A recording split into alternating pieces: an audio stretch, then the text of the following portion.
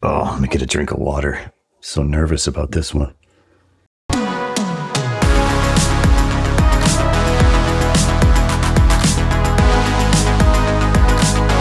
What's up, everyone, and welcome to the Local Marketing Lab, where you get real-world insights from industry pros to help you drive local revenue and local growth. This podcast is brought to you by Evocalize, digital marketing tools powered by local data that automatically work where and when your locations need it most. Learn more at evocalize.com. What's up, everyone, and welcome to the Local Marketing Lab. Today we have a super exciting guest with us. He has about 25 years focusing on data, crunching the numbers, and cranking out optimizations. He's a best-selling author of the Digital Restaurant book series. He's a business insider and Nation's Restaurant News Tech Power Player, and he is the co-founder and COO of Juicer. Carl Orsbourn, thanks for joining us in the lab. Thanks for having me, Justin. Great to be here. How are you doing today? Doing well. Carl, I've been super excited to get you into the lab. You know, your background's super interesting just because you haven't always been in the restaurant space, but you've always seemed to have a focus on understanding data at a local level, as well as leveraging that data to make local decisions. Yeah, that's right. I mean, most of my background is in multi-unit retail in the convenience store sector. It's only been the last 6 or 7 years where I've really been focused very much into restaurants. But look, the reality today for any retailer, restaurateur, anyone in the space that has got customers like on a frequent basis like we do, has to embrace data to be able to make better decisions. And for sure, that is true for marketing, but it's true actually through every single function within the restaurant environment. So true. I got to say, too, before I move on, Carl, I almost wore my glasses today because I thought, I've got to look smarter. Carl is so smart, and he sounds smart. Your accent only when I live in America, Justin. As soon as I go back to England, I suddenly am normal again. I love the fact that everyone thinks I'm smart over here. I try to use my accent and practice on it every single day, but trust me, it is just the accent. I really do not have anything smart about me at all. Oh, I don't know. If your whole background's in data, like you're pretty bright, but in your current role, you really empower, local operators to take action on their locations data. And so I would ask, from your experience, what do you feel is the most important aspect, or maybe even the most impactful way that they can leverage their local data to influence their local marketing? Yeah, well, look, there's so many different ways. We cover this in both of our Delivering the Digital Restaurant books and how to think about using data to make better decisions, both on a national and local level. But in my current company, Juicer, where we're helping restaurants use their data to make more informed decisions around pricing, we're actually trying to help us recognize that every single location has its own profile. It has its own kind of different trends. And what I mean by that, Justin, is you could look at a particular item on a menu, and for whatever reason, on location A, DoorDash will see a peak of that item being sold at 6 p.m., but Uber Eats, it'll be 8 p.m. And then go to a location B, maybe a couple of miles down the road, and it'll be the complete opposite type of pattern. And so a lot of those almost small, perhaps details that would otherwise be seen as insignificant actually collate out a series of really important patterns. And it's these patterns that the data scientists in our team at Juicer are pulling together to make recommendations about different price points. But, price is almost only one part of the story here. You could think of this also from the standpoint of promotions. So how do you really think about the way in which you promote to your customers for your specific locale? What I mean by that is, let's take a local event, maybe a local college game or something. To what level do different folks deploy different levels of promotions to support? I mean, the big chains out there, for example, who was it the other day? I'm here in Southern California, and McDonald's had this thing where when the Dodgers score 6 runs or more, they have a special promotion that's triggered on their app, right? So therefore, they are embracing local fans in their area. So you can use both information about the specific location itself through the patterns that you see in your transactional data, like we do at Juicer, or through information about the locality in which you're in to really help the restaurant and its guests connect together and feel like they've got a great pulse on what's happening in their environment. And I think that's really the exciting thing about using data that's out there, trying to find the patterns, and then trying to use that to draw a closer connection to your guest. 100%. Yeah, that's one thing we help do is take the data to drive promotions like you're talking about. And what's cool about the approach is you can actually automate a lot of those things because the data is there. It's just a matter of how are you leveraging it to make your lives a lot easier from an operation standpoint, to increase your efficiency, to save you time so you don't have to worry about doing certain things like creating the promotions. You could just have the systems do it all for you.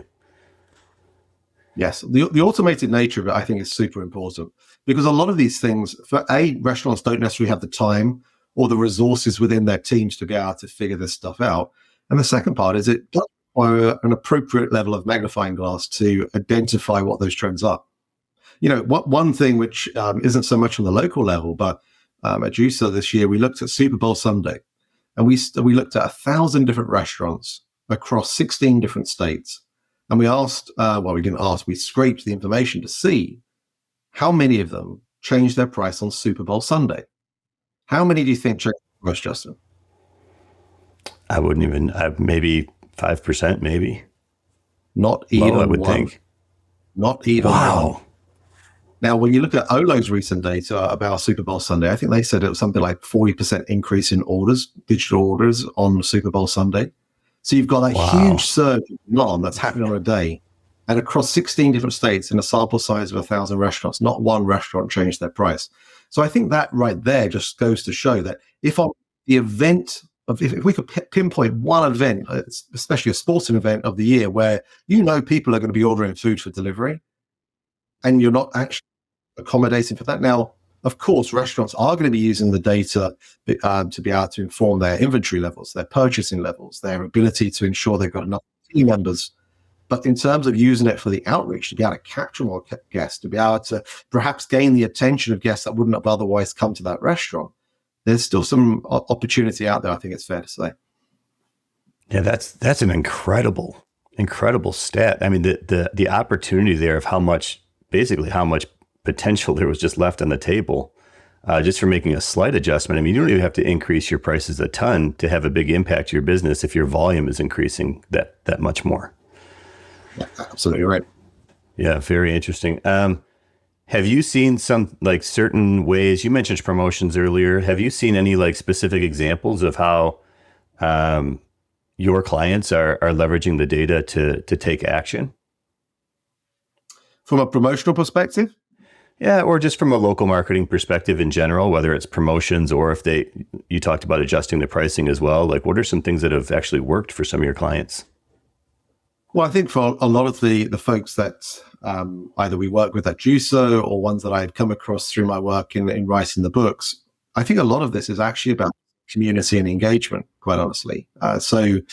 One of the folks that I like to really call out these days are the ones that try to embrace the special days. Now, this last week we had, I think it was National Cheeseburger Day. And National Cheeseburger Day, my wife told me about it because she found something, I think it was on Nextdoor or Facebook, that the actual National Cheeseburger Day came to her attention.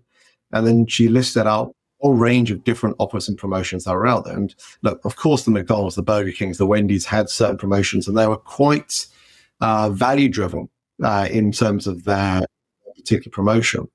But, I went on and typed into Google, I said, what are the top burger chain? What are the top burgers in Orange County in California I'm in? And what came up very quickly in second on the listings was the top 15 burgers in the OC. And second on the list was Rock and Brews and their burger that they were offering. And of course, they had a promotion going on that day. Now, this was a Monday night, Justin. And that Monday night, we were going to Rock and Brews. And we weren't necessarily thinking about eating a burger that evening, but we went out and had a nice burger and a couple of beers at Rock and Brew, and it was fantastic. And I share that with you because I wouldn't have gone to Rock and Brew if the content wasn't available to me to find out about the best burgers in the OC through Google. So there's a big part of this, which I think is about optimizing your Google presence. It's a big part of it about being able to think about SEO from the standpoint of content. so that when people are looking for good food near them, they can be found. And sometimes that's through articles like the one I referenced. Sometimes it's just typing in best burgers near me and letting Google Maps take you there. But I think there's a lot to be said for making sure that restaurants don't just fall down the trap of saying, right, we need to advertise on Facebook a standard promotion, or do the standard promotions that you'll do on Uber Eats or DoorDash. But actually to remember that content is super important. Yeah, just thinking through where would your customers, what does their journey look like? If they're actually hungry, what are they going to do? They're likely going to search for the best burger near them, like you're talking about. So trying to engage with them on the channels that they're in, and at the time when they're searching, that's what's key from a local marketing perspective. Very, very cool. No, appreciate those examples. What, for our listeners out there who might be, struggling to engage with their local audience or engage with their community, what are some things that you would suggest that they could do, or maybe even implement today or sometime this week, to start getting the ball rolling in the right direction? Well, the first thing is to start, right? I mean, that's often the toughest thing, but actually to start doing it. There's a big part of this, which is around the theme of digital hospitality that I'm sure you covered in one of your previous podcasts with the likes of Mr. Wild Chef and Troy, no doubt. But the reality I think about digital hospitality today is, how do we create the equivalent of the table touch that happens in an on-premise setting? And I think that's a big part of this, which kind of comes back to the way in which your guests at a restaurant can communicate to you, and being able to feel like when they're communicating to you, it's not like it's a letter through a carrier pigeon that only gets responded to after 21 days of travel.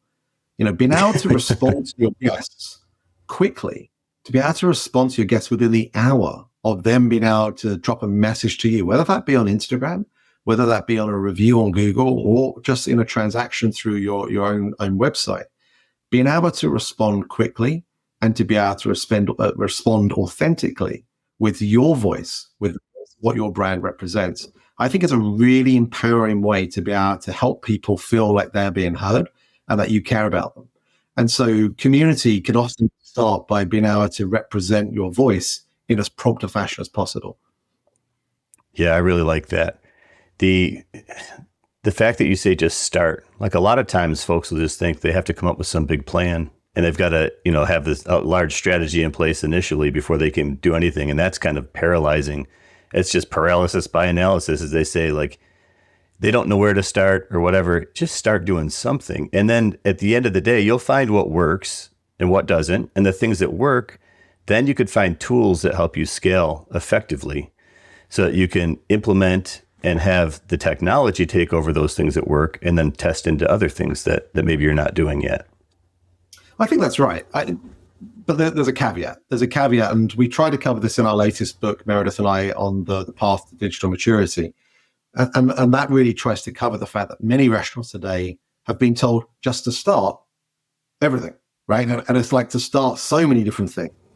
And the idea of what we're trying to cover in our latest book is to be able to say, look, this is a marathon. It's not a sprint. It's about understanding what your priorities are for where you are right now, and to try and focus your resources and your limited resources, and perhaps your limited capacity, therefore, to be able to support each of these initiatives appropriately. And we cover through this path the idea of being able to say, look, if you're still at a point where you don't have a first-party ordering platform, and you don't have a loyalty platform, or perhaps you don't have a CDP, or doing the great things that Evocalize do, that's okay. But you've got to start somewhere. And our recommendation is we'll start with optimizing your third-party marketplaces. So in the example that we just mentioned, that means, how do you create a closer, faster connection to the folks that are ordering through an Uber Eats or DoorDash? What are you doing to ensure that you have an ability to respond to issues as quickly as possible using the tools that exist out there? And start to get great on that. So that way you've got a real optimal transaction that's happening as often as possible, where you're getting consistent, great reviews through that platform. And then move on to the next piece, perhaps having your own direct ordering channel. It's only into chapter 6 where we talk about guest centricity, where then we start to say, okay, now you've got to a place where you've really been able to build a machine that can create a guest experience that's very notable. Now, from the data that you're able to collate from that, how can you create a very hospitable guest-oriented experience that makes them want to come back and back again each time, but to your direct channel this time? And so part of this is about the appropriate journey and the speed that folks really dedicate to each one of those areas, but not trying to do everything all at the same time. That's right. That's right. Yeah. Start somewhere. Start somewhere small. Crawl, walk, run. Just get something in place and go from there. I really like the breakdown that you just offered. Do you have any examples of folks that you've worked with that have actually taken your advice and who've done really cool things from a local marketing standpoint? Well, I don't know whether they've taken my advice or not, but I mean, obviously through the books or through our podcast, the digital restaurants and the various content that we put out there through LinkedIn, I'm hoping someone might have taken a tip or two. But the folks that I admire in this space, at least Justin, are right now for sure Slutty Vegan. Have you heard of Pinky Cole's team at Slutty Vegan? They're a relatively small concept, I think 12, 13 units. But they have such a great spirit and identity about themselves that they create communities which really make their guests their fans, and their fans their marketeers. And that ability to be able to drive a level of attention through, a risque, somewhat edgy brand with brilliant and funny and amusing anecdotes on their packaging and their kind of call outs on social. They've been able to build this fun, so much so that they had, I read, a mile-long line outside their latest opening in Texas, which for a 12-unit chain, you must be going, what on earth? I've only heard of that kind of stuff happen before with Mr. Beast, but he had 22 million followers on you. So these type of things can happen if you focus in on being clear as to who you are, who you're not, being able to develop a social presence and a level of community that really captures people's attention and wants to enjoy in the play of it all. And I think if you can do that, then you've got some kind of connection that immediately eradicates this whole idea of third party to first party conversion, because they want to be part of you. They want to be part of your community, and they then become the heroes and champions of the voice of what your brand offers. And I'd invite any of your listeners to go and just check out a Slutty Vegan Instagram profile or a TikTok, or just see the ways in which they bring their brand to life. And it is not standard limited time offer, new dish, new flavor, certain price point, and that's the post. No, it's not. It's fans enjoying the food. It's the cooks celebrating the process of creating the food. It's the founder having a bit of fun. It's all these things come together in a way that is very, very different from the traditional marketing mindset of what restaurants are doing 10 years ago. The CMO of 10 years ago is no longer relevant in today's market, and that's because today it's about content, it's about community, it's about engagement, all these themes that we've been talking about. Yeah, and authenticity. I love that example. It seems though they have no issue being authentic, and the fact that they could put out content from so many different aspects of their business to kind of paint this big picture overall of this authentic brand, the authentic experience, the processes, everything that go into that really helps to help the local community feel like they're part of it, feel connected. If you have someone at an ivory tower just pushing just brand stuff all day without making that connection, it's just like everybody else. Absolutely. I mean, your team are a great representation of who your clients are as well, of course. So that's another way. You use your team as a means of being able to share a voice and to share their own perspectives, and for them to be champions of the brand too. Absolutely. Man, that's a great example. Carl, you sent me over some interesting facts about yourself. So one thing I thought, there's a couple that are pretty cool. One was very interesting to me. I definitely want to hear more about it. So you are a beach volleyball player, and you run a group out of Southern California. Yeah. At a very intermediate level. I don't want any AVP challenges coming my way anytime. That was interesting. I also thought it was interesting. You're a huge Tottenham Hotspur soccer fan, which is respectable. But the one that really got me is that you were once hypnotized on stage at a Vegas show. Yes, I was.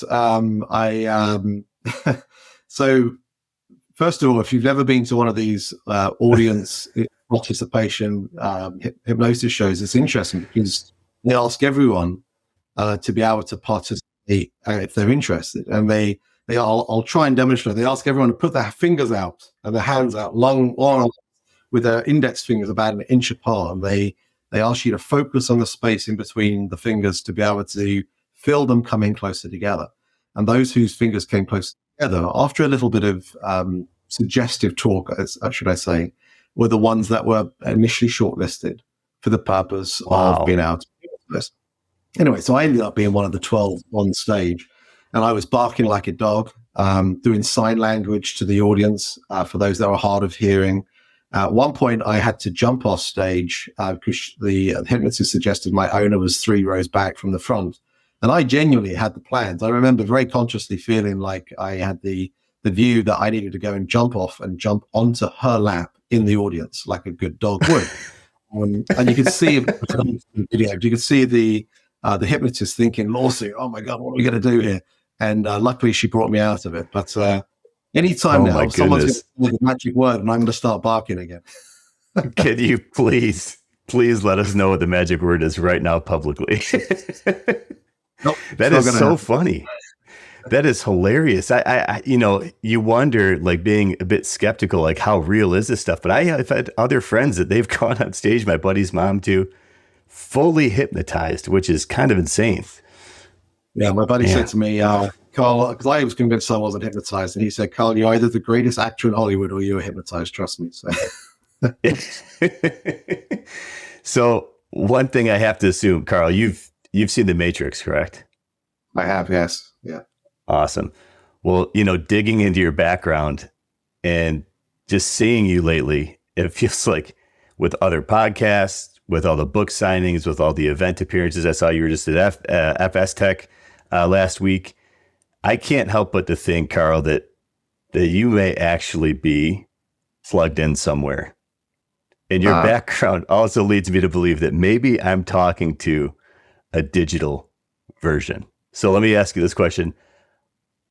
Are you neurally connected to the Matrix? I know Kung Fu.